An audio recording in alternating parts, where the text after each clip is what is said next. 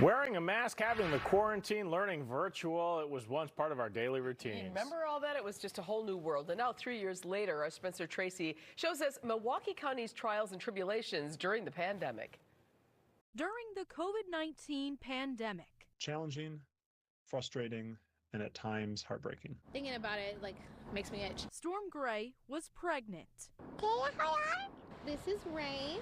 It's a time she'll never forget. Her dad wasn't allowed to be there because, you couldn't have any visitors. COVID has been unpredictable. It began on March 13th, 2020. Milwaukee County had their first COVID-19 case. Since that time, we've seen hundreds of thousands of COVID cases in our county and 2,345 deaths. 3 years later, Dr. Ben Weston, the county's chief health policy advisor, is looking at the silver linings. We critically see the lowest level of hospitalizations in 10 months and relatively rare deaths. Dr. Weston says the pandemic also took a big toll on kids. It has altered the last 3 years of their childhood in many different ways. Gray says she can relate with her 2-year-old daughter.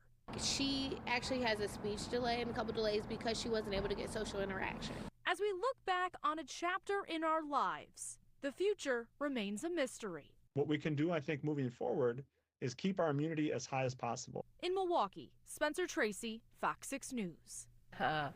All grown up at 2 years old. What a cutie. Spencer, thank you for that. So by the way, Dr. Weston says looking ahead, we will likely have more toward these annual COVID boosters. He says the most recent booster is the most up-to-date vaccine and expect for that to be rolled out and everybody getting it.